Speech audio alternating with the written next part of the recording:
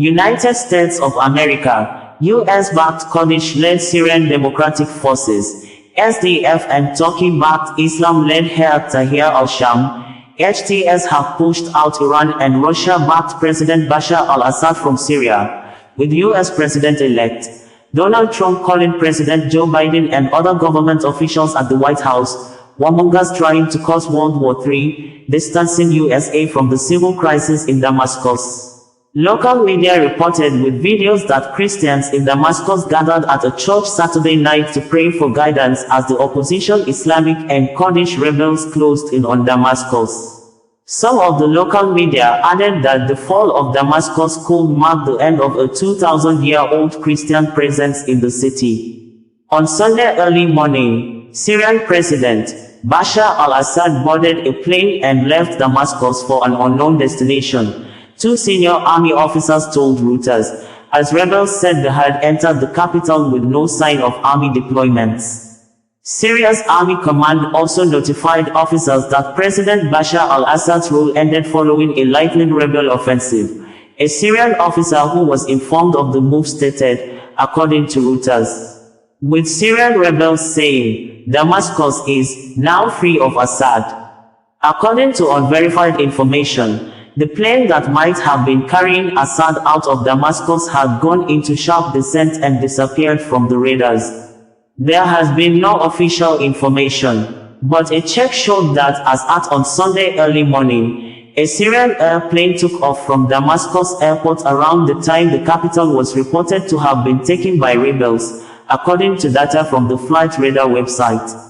The aircraft initially flew towards Syria's coastal region, a stronghold of Assad's Alawite sect, but then made an abrupt U-turn and flew in the opposite direction for a few minutes before disappearing off the map.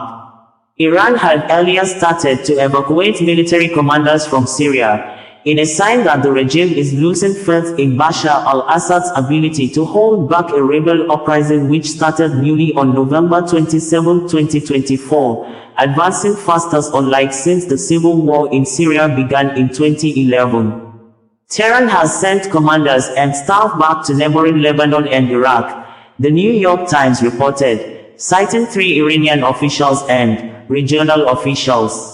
The renewed fighting in Syria had brought into focus the role of foreign powers in the country.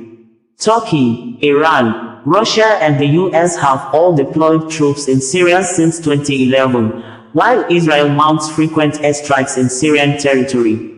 The surprise rebel offensive advanced so quickly that its troops were, as of Saturday, within 12 miles 20 kilometers of the southern gate of Damascus, Hassan Abdul Ghani, the rebel commander, said. Israel Ministry of Foreign Affairs in a statement on Saturday, said, over the past 24 hours, armed forces have entered the buffer zone on the Syrian side of the border with Israel. Among other actions, attacks were carried out against United Nations Disengagement Force (UNDOF) forces in the area. Israel is concerned about violations of the 1974 disengagement agreement between Israel and Syria, which also pose a threat to its security, the safety of its communities, and its citizens, particularly in the Golan Heights region. The State of Israel does not intervene in the internal conflict in Syria, Israel Foreign Ministry statement ends in quote. Thousands of Kurds have fled their villages in northern Syria after Tal Rifat was captured by the Turkish-backed rebel group, Syrian National Army, SNA. For many of the Kurds, according to local media reports, it was the second time they have had to abandon their homes. They had already fled the capture of the Afrin region in 2018. Videos online showed anti-government protesters toppled the statue of Hafiz al-Assad in Hama, Syria. The crowd started chanting as the statue of Bashar al-Assad's father was pulled down. Syrian rebels made their biggest gains since the war began 13 years ago, striking a devastating blow to President Bashar al-Assad. Crowds were seen in the city of Hama chanting, "God is great," as a statue of his father was pulled down by anti-government protesters. Close watchers said, in Syria, the U.S. maintains no formal diplomatic relations with the government of embattled President Bashar al-Assad for years. But it does back the Syrian Democratic Forces, SDF, a Kurdish-led coalition based largely in the northeast, as an ally in defeating ISIS. US-backed alliance led by Syrian Kurdish fighters captured Deir el-Zor, the government's main foothold in the vast eastern desert, on Friday.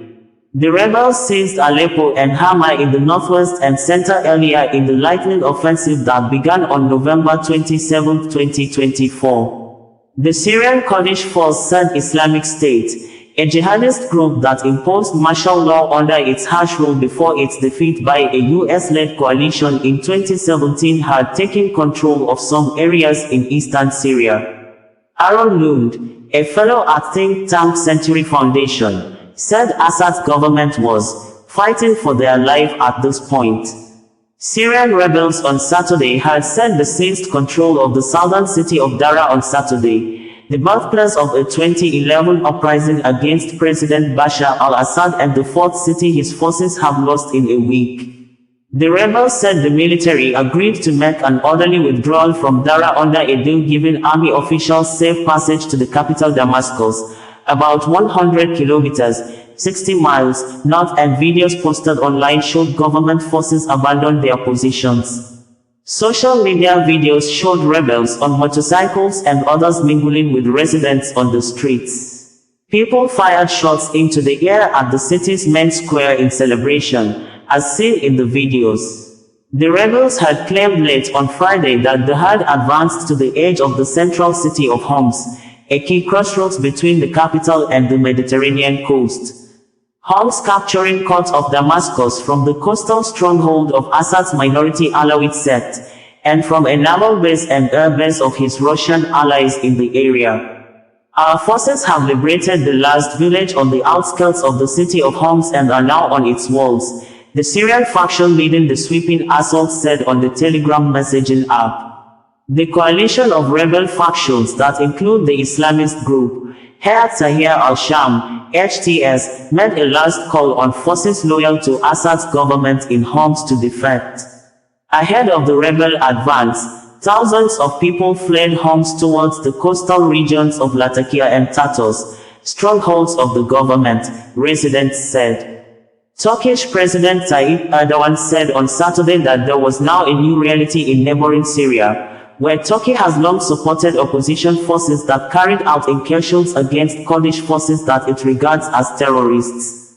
Turkish president stated this while speaking as Syrian rebels entered suburbs of the city of Homs, opening a path to Damascus in a lightning advance as front lines collapse and government forces battle to save President Bashar al-Assad's 24-year rule. There is now a new reality in Syria, politically and diplomatically. And Syria belongs to Syrians with all its ethnic, sectarian and religious elements, Erdogan said in a speech in the southern Turkish city of Gaziantep. Adding, the people of Syria are the ones who will decide the future of their own country. As Turkey, our wish is for our neighbor Syria to quickly regain the peace, stability and tranquility it has been longing for 13 years. He added that the best way for the region to deal with the situation would be for responsible actors and all international organizations to support the preservation of Syria's territorial integrity. A main concern of Turkey is the presence in northern Syria of the Syrian Kurdish YPG militia, which it regards as a terrorist group, closely tied with militants in Turkey who have fought a 40-year insurgency against the Turkish state, according to international news media. Local media reported that the Syrian rebels had claimed full control of Hama, a significant blow to President Bashar al-Assad's regime after the military pulled out of the city. The leader of the Islamist militant group Hayat Tahrir al-Sham, HTS, Abu Mohammed al-Jolani, declared victory in Hama, promising no revenge for those who had fought against them. Earlier, HTS fighters and their allies stormed Hama Central Prison, releasing hundreds of inmates after intense fighting. The Syrian military reported redeploying its troops outside the city to avoid further urban combat and protect the life of civilians. Hama, a city of 1 million people located 110 kilometers south of Aleppo, was captured by rebels after they launched a surprise offensive from their stronghold in the northwest. Despite reinforcements sent by the military and air support from Russia, the Syrian army was unable to prevent the rebels from overtaking the city on Thursday, according to residents. Rebel commander Hassan Abdul Ghani reported intense fighting across several districts in Hama. By the afternoon, he confirmed that hundreds of prisoners had been freed from the central prison, and the city was fully liberated. The rebels also secured Hama military airport and the strategically important Jabal Zain al-Abidin Hill, which overlooks the key Damascus-Aleppo highway. In a statement, Abu Mohammed al-Jolani said the fighters had entered Hama to cleanse the wound that has endured in Syria for 40 years. Jim Chimeri, a center-right conservative, had said on his X social media platform that the ancient city of Damascus, one of the oldest continuously inhabited cities in the world, finds its Christian community facing an increasingly grim future as the Syrian civil war continues to rage. For nearly 2,000 years, Christians have been an integral part of the city, contributing to its cultural, social, and religious identity. Yet today, this rich Christian presence is under direct threat from the radical Islamist factions that now plague the region.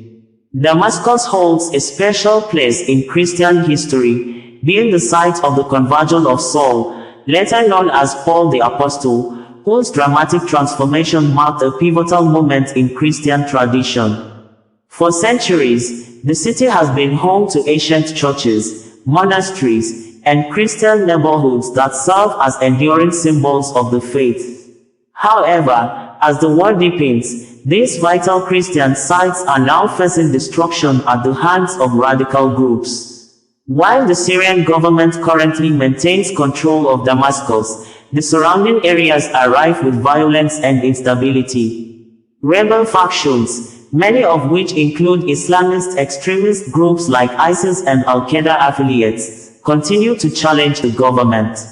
These jihadist elements, driven by a fundamentalist ideology, pose an existential threat to Christians, as their ideology often involves the violent persecution of religious minorities, including forced conversions, abductions, and killings. For Christians in Damascus, the situation is dire. Despite the authoritarian nature of the Assad regime, many Christians view the government as a protector against these extremist forces. Under Assad's secular rule, Christians have had a level of protection not afforded to religious minorities in other parts of the Middle East. However, as radical Islamist groups grow in strength, this protection has become increasingly fragile. The presence of such groups in surrounding areas only heightens the risk to the Christian community in Damascus, as the city could soon become a battleground between these extremists and the government forces.